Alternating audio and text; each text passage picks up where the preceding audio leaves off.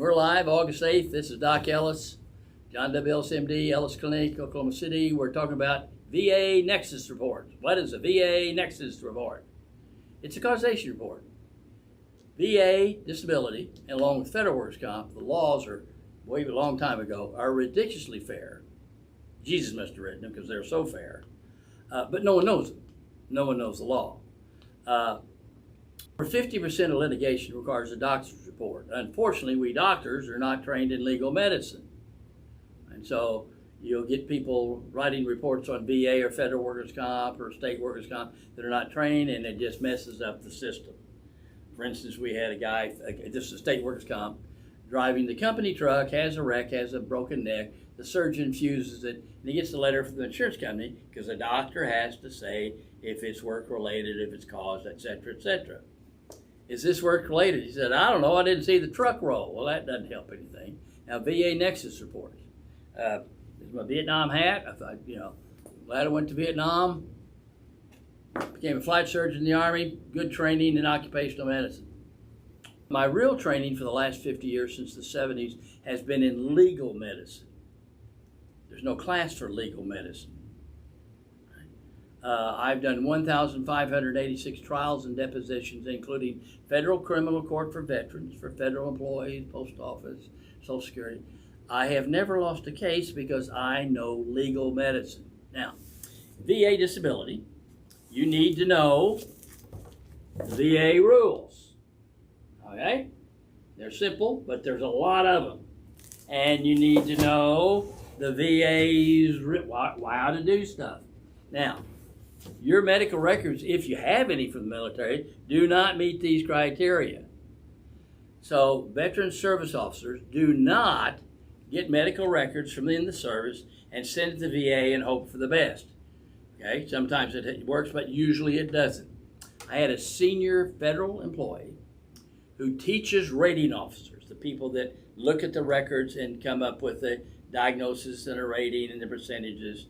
Okay, he said, you should never go to the VA without first having your doctors writing your Nexus Medical Causation Report. He came all the way from Ohio to have my physician assistant write one. Of course, I would review it and I'd sign it. Right? Because we know how to do it and we know the law. It's a very fair law. For instance, if you have a knee, right, and you have a ligament strain, a slight strain, just a little bit of movement, it's 10% to the leg. A moderate is 20, a severe is 30. If you have PTSD, brain damage, whatever, mental illness, whatever, I could rate it at 10, 30, 50, 70, or 100. Right? That's why you always want a spouse there, because you turk the wife, she'll tell you what the number should be. Right? It's very fair. It's old stuff. It's been around forever. When I graduated in 1968,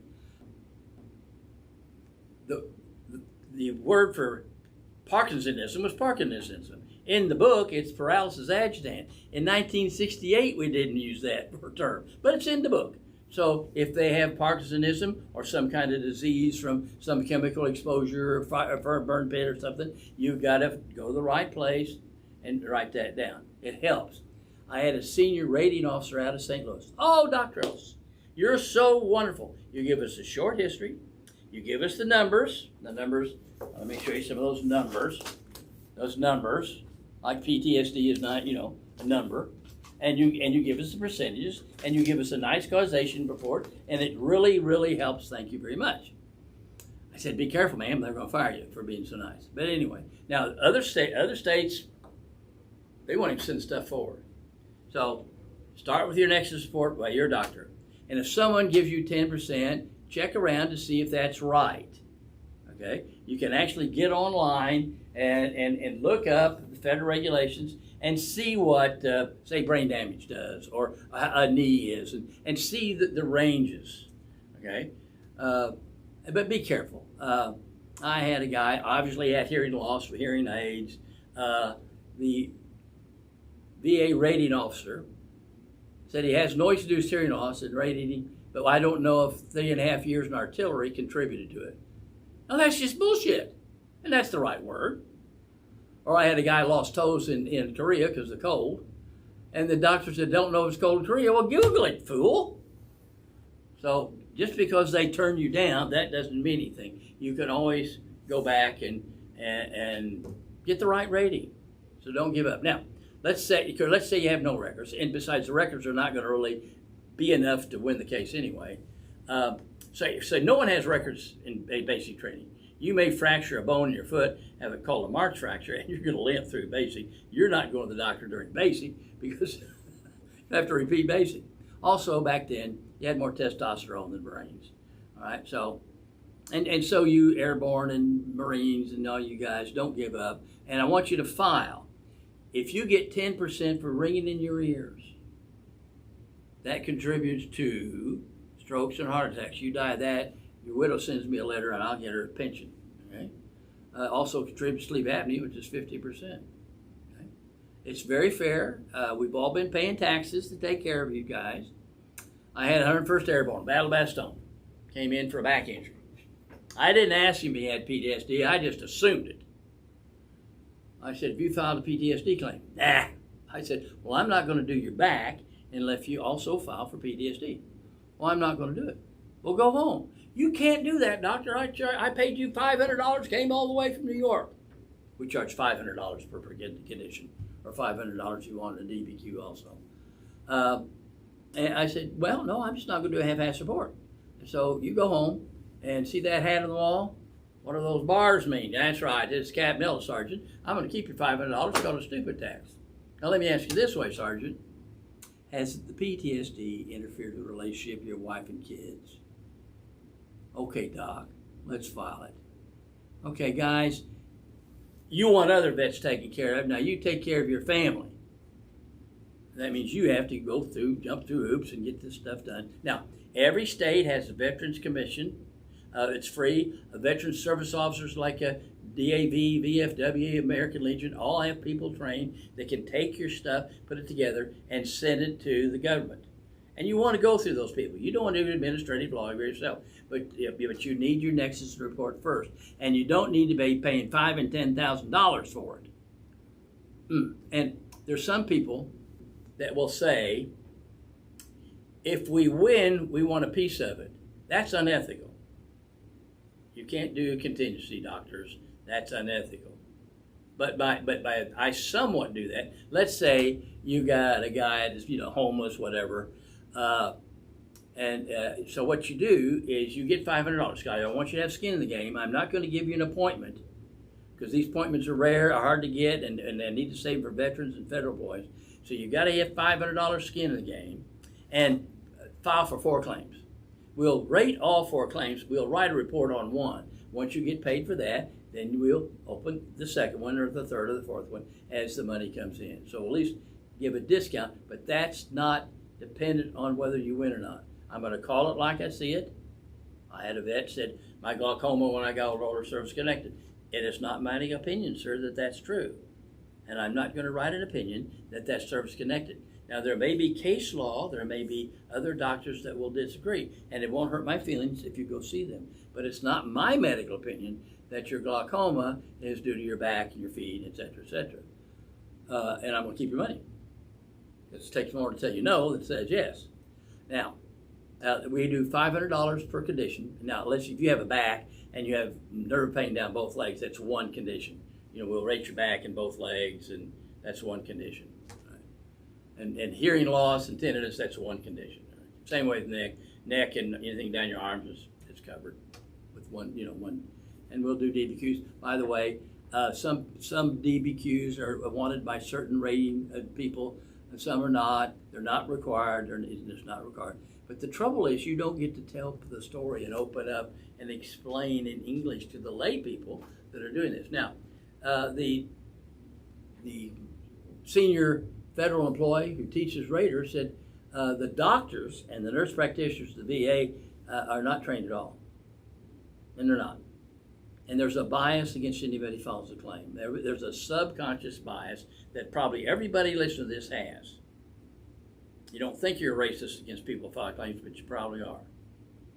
Allstate ran an ad for an extra long time because it sold a lot of insurance.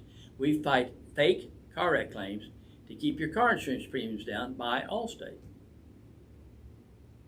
Now that ad says if you file against Allstate, they're going to fight you. It should have put them out of business. It sure should have been on the Blue Collar Comedy Tour, 10-minute Chris Rock. Okay? Hey, dummy, buy our insurance. We're going to fight you. But it works because everybody thinks that everybody's doing. I saw an attorney the other day at a meeting, nice lady. Her job is to go through car wreck files and see if someone's having symptom magnification or faking.